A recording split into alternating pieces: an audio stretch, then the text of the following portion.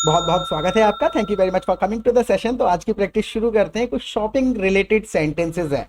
Conversation में shopkeeper से जब बात करते हैं, दोस्त से शॉपिंग के बारे में बात करते हैं, तो किस तरीके के सेंटेंसेस बोलने हैं। हर सेंटेंस को बिल्कुल नेचुरली इंग्लिश में हम बोलेंगे, the way native English speakers do. I be sharing my screen with you. Screen में आपके साथ में शेयर कर देता हूँ। हर सेंटेंस का ग्रामर स्ट्रक्चर साथ के साथ डिस्कस करते हुए चलेंगे, ताकि कंसेप्ट क्लियर हो और इनके बेसिस पे फिर आप दूसरे सेंटेंसेस बना पाएं।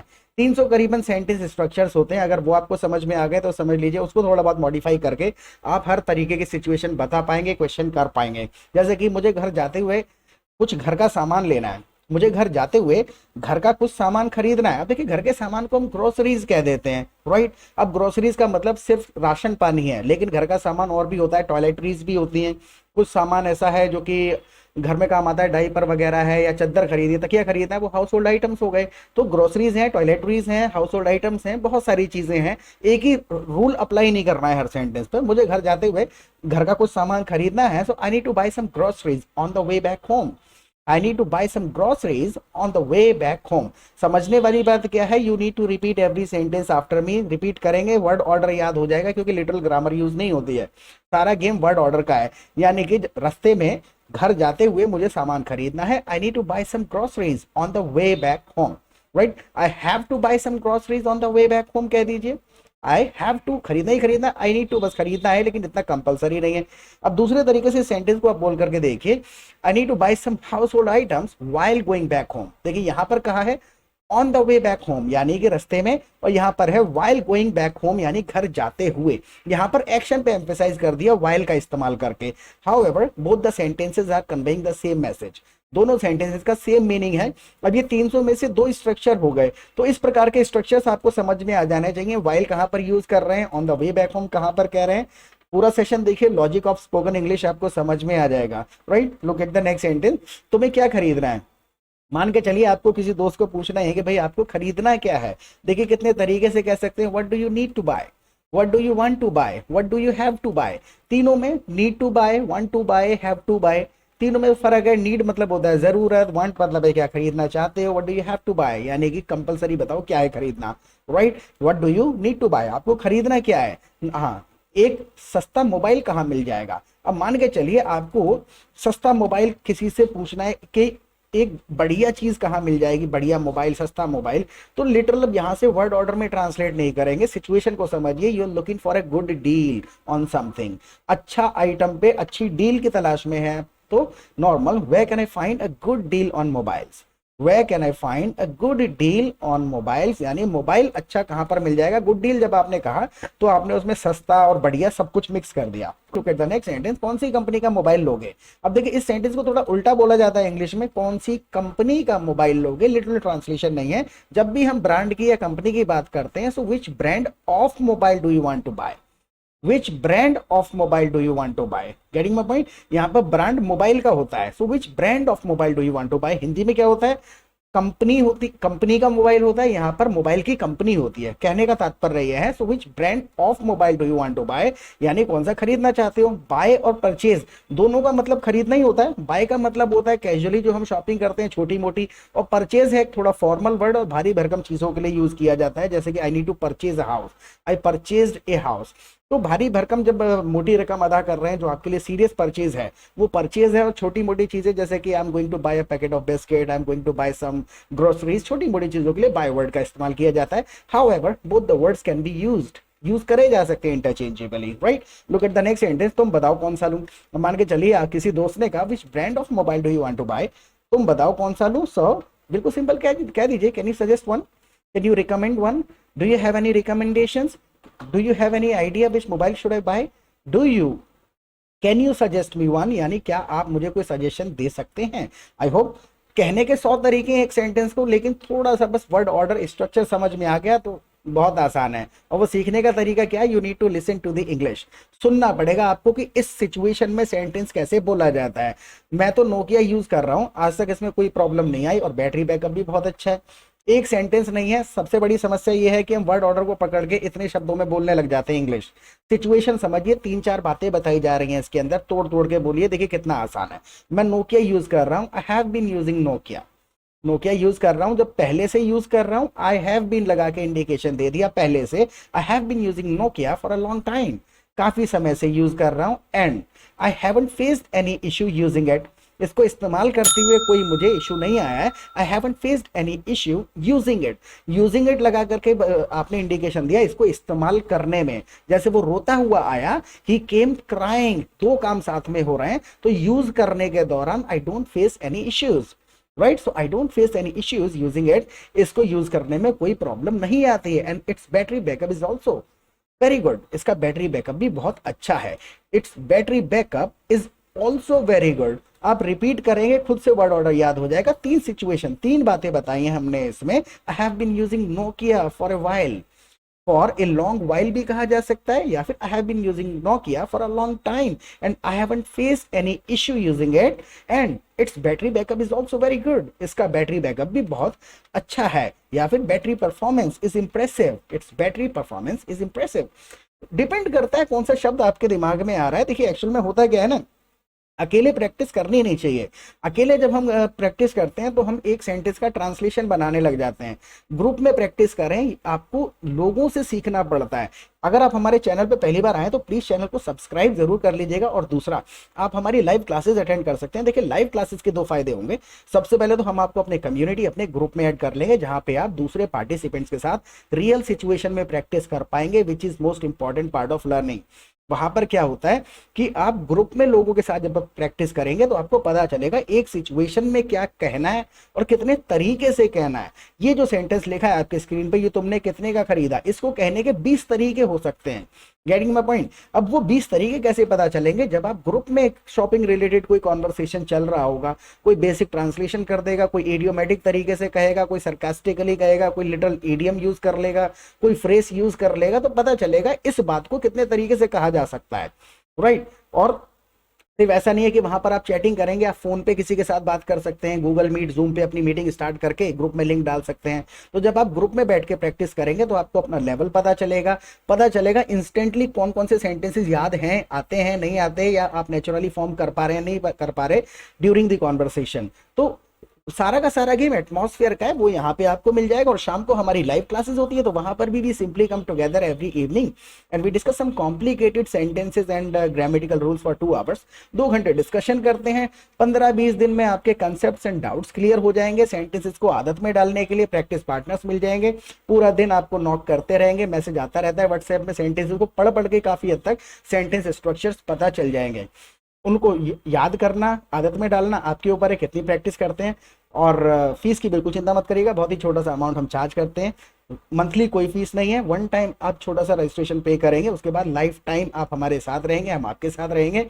प्रैक्टिस पार्टनर्स मिल जाएंगे, फ्रेंड्स मिल जाएंगे, तो आप यहाँ पर आइए और मोस्ट वेलकम है आपका। And let's get back to it now.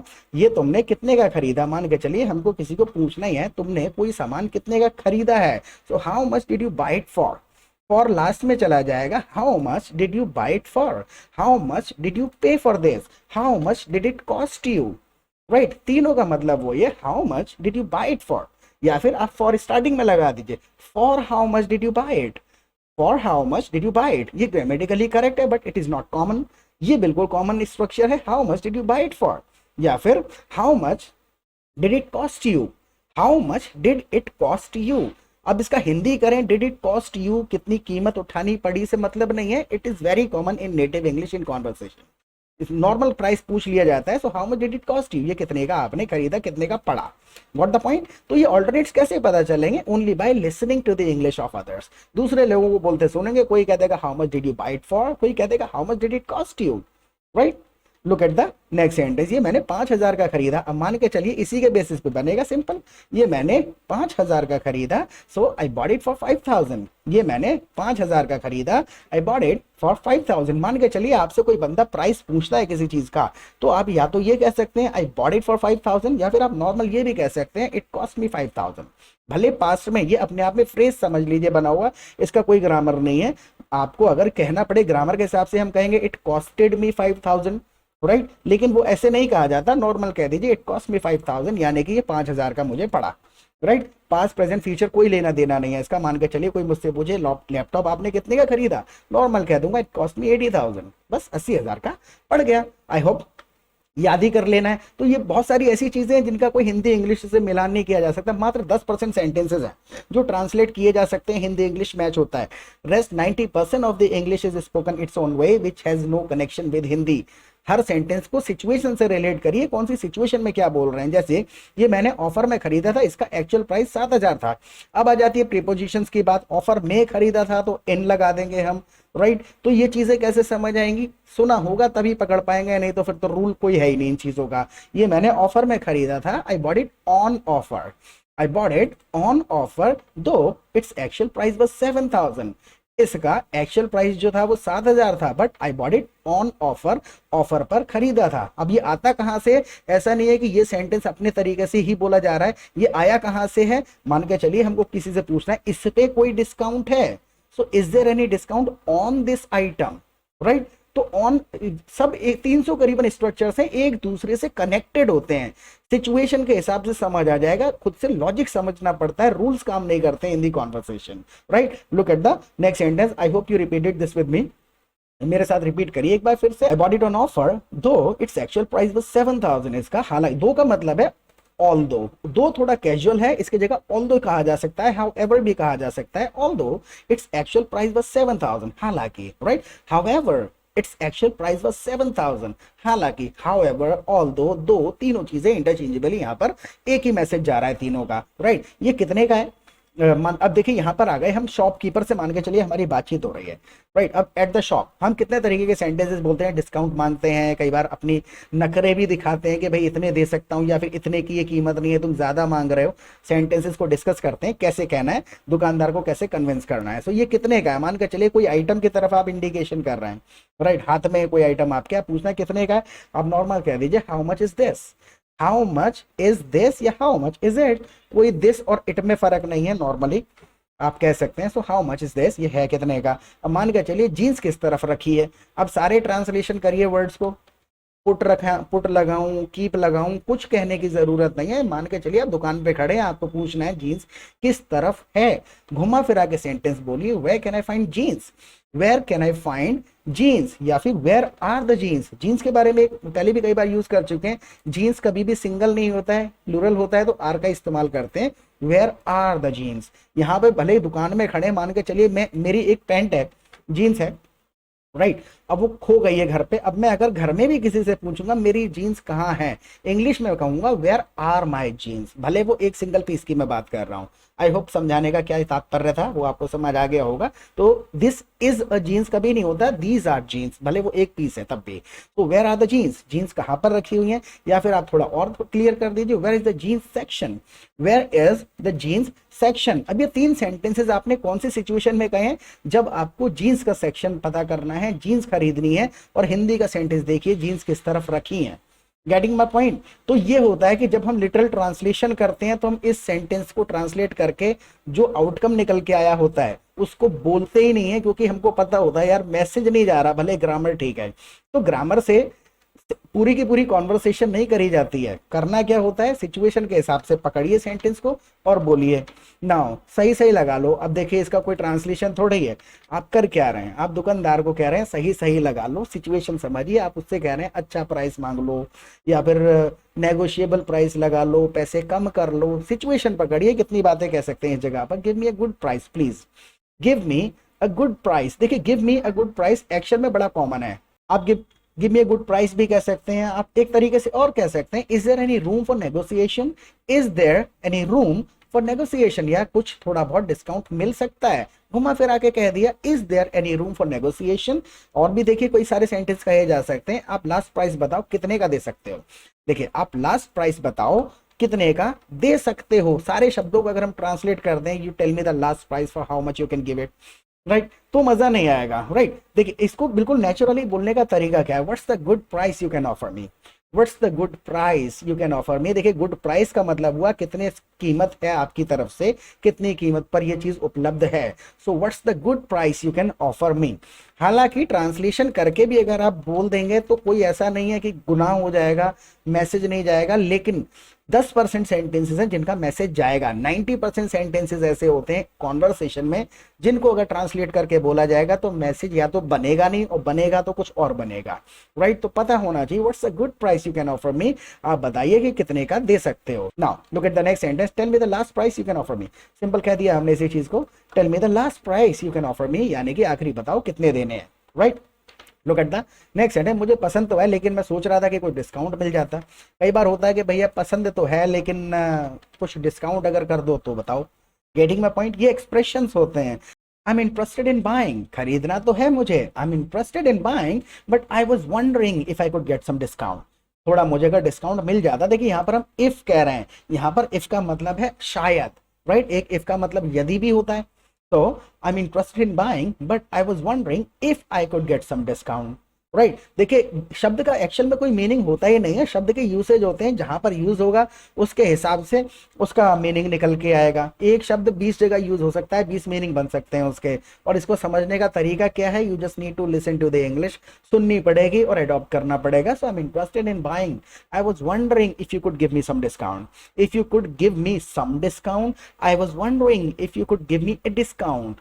A discount, some discount दोनों कहे जा सकते हैं, कंफ्यूज नहीं होना है, right. Look at the next sentence, मैं 50 रुपए दे सकता हूँ, मैं 50 रुपए दे सकता हूँ। मान के चलिए आपको कोई चीज पसंद आ गई और आपको कहना है मैं इसके 50 रुपए दे सकता हूँ। सो आई एम विलिंग टू पे 50 रुपीज फॉर दिस, इसके लिए दे सकता हूँ। आई एम विलिंग टू पे 50 रुपीज फॉर दिस, इसके मैं 50 रुपए दे सकता हूँ। नॉर्मल, अगर ज्यादा खरीदूं तो कोई डिस्काउंट दे सकते हो। जैसे कई बार हम कहते हैं कि अगर मैं बल्क में खरीदूं तो थोड़ा डिस्काउंट दे सकते हो, ज्यादा खरीदूं तो सिंपल तरीके से बोल दीजिए, can you offer me a discount on bulk purchase, can you offer me a discount on bulk purchase. या फिर शब्दों को ट्रांसलेट करिए, can you offer me a discount if I purchase in bulk, can you offer me a discount if I buy in bulk या फिर on bulk purchase.